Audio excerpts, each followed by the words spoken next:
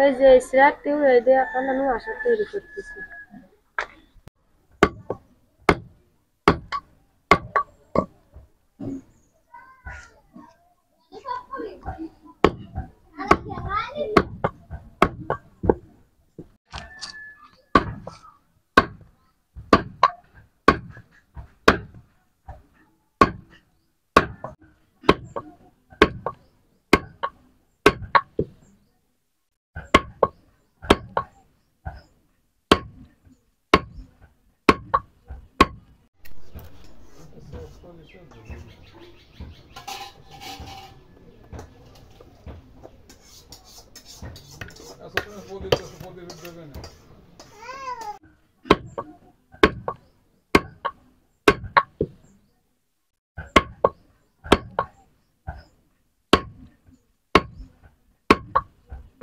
চুড়ি হিসেবে দাম তো 70 টাকা।